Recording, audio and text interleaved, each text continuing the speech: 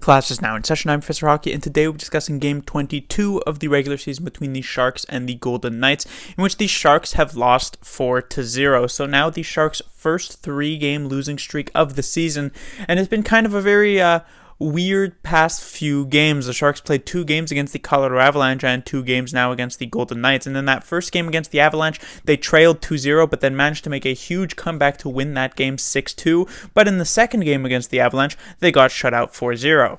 First game against the Golden Knights, a couple days later, they fall behind 3-0, but they managed to fight their way back, tie the game up at 4, and while they do end up losing in overtime, they still get a very well-earned point. Following game against the Golden Knights, they get shut out 4-0.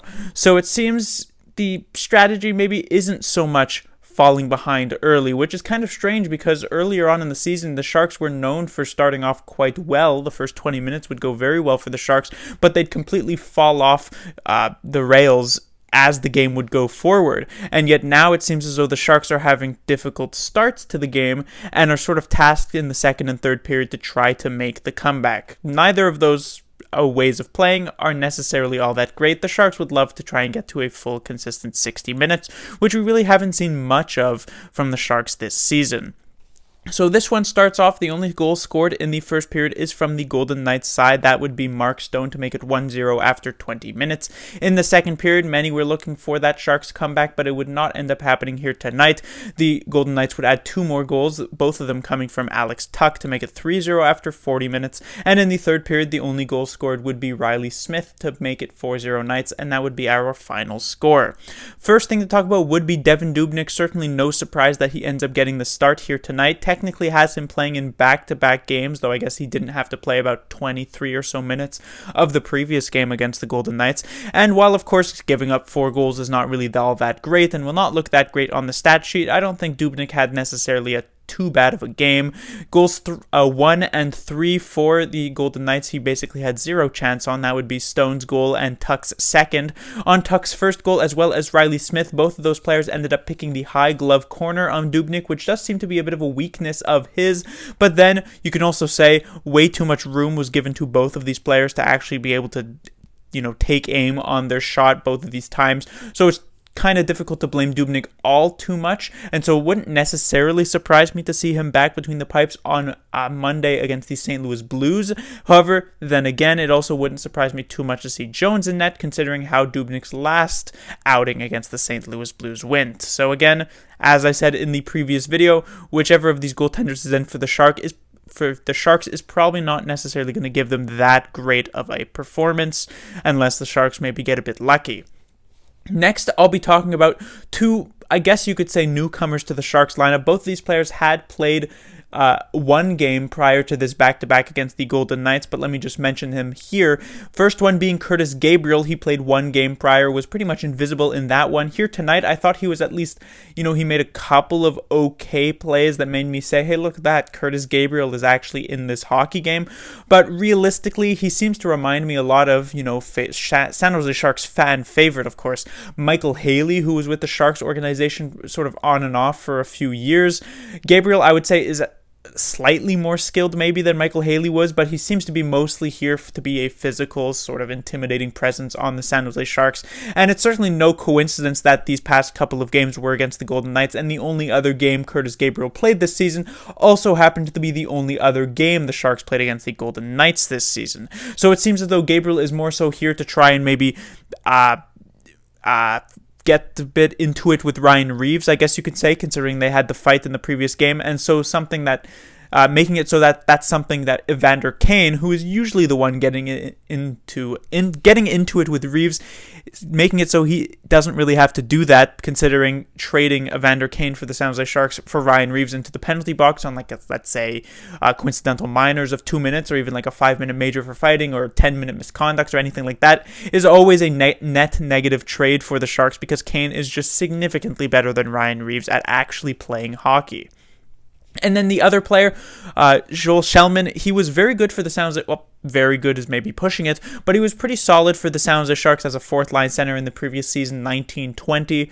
He looked decent in that role, and so in game 1 of the regular season, he was actually placed in that role, and yet because he didn't do much, he ended up losing that spot and hadn't really been brought back up until these past couple of games against the Golden Knights. He had one nice chance against Fleury here tonight, though, as was really the narrative for the Sharks tonight, he couldn't really get one past Fleury on that breakaway attempt, and eventually the Golden Knights would turn it around just a few seconds later to score their first goal of the game, and that would just put it out of reach for the Sharks.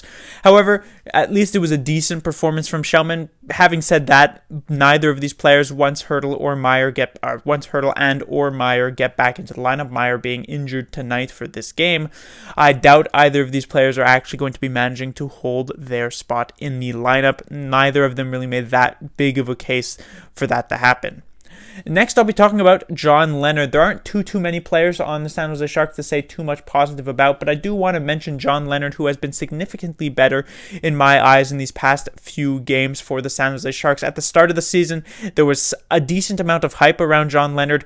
It was said in training camp he was super impressive, and so he was going to be coming into this season on a second line with Meier and Hertl, and he was going to be so good. But then it kind of didn't necessarily pan out all that well. He did have 2 assists in that first game, but besides that, didn't really have anything happen and ended up getting sent back down to the AHL a few games later. But since that little stint in the AHL and being brought back up to the NHL, he's been much better. And a player he is reminding me of is actually kind of Timo Meier when he first came onto the NHL scene, which I believe was the 16-17 season, if I'm not mistaken. It was at a time where Meier was getting some decent chances on, but he seemed a bit snake-bitten and could never really actually bury all too many of those chances. But then a couple of years later, really would have that breakout season that would solidify his spot in a top 6 role in the NHL. I'm not necessarily going to predict that Leonard's going to follow the same exact career path as Timo Meier. Will he ever break out with a big 60-plus point season? Who knows? But Leonard is showing me some tools in his game that make me think he could potentially be a 20-goal scorer in the rather near future, because I do think he's getting some really nice chances. He's putting himself in some really great places, and if he can just begin to bury some of those chances, he could definitely begin to rack up a few goals here or there. And finally, let's talk about Carlson and Brent Burns. So I've already said so much about Erik Carlson in the past few games, and once again, he puts up a very nice performance here tonight. He did have that one pretty bad giveaway near the end of the second period here tonight, which almost resulted in a Vegas Golden Knights goal, but in the end, it didn't end up happening. But otherwise, I thought Carlson was not only pretty solid defensively, but was also still extremely effective and creative on the offensive side, which was very nice to see. There was one play in particular, defensively that is, where I really liked Erik Carlson. We saw Knyzhov sort of get a bit mixed up in the neutral zone. It ends up being a sort of 2-on-0 for the Vegas Golden Knights, but Carlson really gets on his high horse and tries to back check to get back into this play. Now, I don't necessarily believe he actually impedes Max Pacioretty on this 2-on-0, but what his presence does do is it makes it so that the Golden Knights cannot play a very slow 2-on-0. They cannot just pass back and forth between them, which would basically make it an impossible save for Devin Dubnik. Instead, because of Carlson's back checking pressure, this forces the Golden Knights to make a quick passing play, and in the end, Max Pacioretty doesn't end up getting a shot away. He sort of misses this puck. So I liked the effort from Erik Carlson, which was something that was really sorely missing earlier on this season. And so Carlson's stock in the past few games has really been trending upwards. On the other hand, Brent Burns' stock in the past few games has really been trending downwards. I was actually going to mention Brent Burns last night, as I didn't think he had that great of a game, but here tonight it was even worse. Let's take a look at this first goal. While I will say that Ferraro plays this 2-on-1 quite poorly, usually when you're the defender on a 2-on-1, you want to play the pass and allow your goaltender to play the shot. And not only does Ferraro let this pass get through, but he lets 2 passes get through, which basically make it an impossible save for Devin Dubnik. However, this 2-on-1 doesn't actually happen unless Brent Burns does, or this 2-on-1 doesn't happen if Brent Burns doesn't make this aggressive stand-up in the neutral zone that doesn't end up working out. So not a great play for Brent Burns there. And I should mention, Brent Burns was on the ice for every single one of these goals for the Vegas Golden Knights. He was a -4 here tonight, and he played a huge role in allowing 2 of them. And on the second one, it is again Mario Ferraro in this situation. He gets a bit caught up in the neutral zone. Not a great play by Ferraro, who himself did not have that great of a game, but it's sort of just Alex Tuch coming in, and Brent Burns is back to defend. But instead of challenging the shooter, which is Tuch, Brent Burns sort of backs off, gives him all the room in the world to try and take a shot, because he plays it as though there's a 2-on-1 for the Golden Knights, when that is very much not the case. And so Tuch ends up burying it high glove on Devin Dubnik. And so it was just a very, very strange choice by Brent Burns to do something like that. The only player who Tuch could have passed to was way behind him. And in that situation, Brent Burns, you challenge the shooter, who is Tuch, and you allow one of your, forwards who is back checking to cover the guy who's coming late in the zone. It's not as though this was a 2-on-1 where Tuch had an easy cross ice pass. The fact that he'd have to drop it back means Burns needs to challenge the shooter there, and he just doesn't do that. He kind of just gets a bit lost, which allows this second goal. The couple other, I wouldn't necessarily put direct blame onto Brent Burns necessarily, though I guess the third one was a bit more unlucky, though it did technically result on this Brent Burns attempt to clear. But in the end, as I said, Brent Burns has just not been looking all that great on the defensive side, and also not doing all that much on the offensive side either. When Brent Burns is on offensively, he can really take over the game, really take over the ice. We've seen a couple of his goals that he scored this season were, highlight reel, spectacular goal of the year style goals. But when Brent Burns isn't really on offensively, a lot of the time the play just kind of dies on his stick. Players will, as the Sharks have done for many, many years now, players will feed him at the point, get him pucks, and expect him to make a sort of quarterback style of either decent shot pass or good shot, or maybe just a regular pass.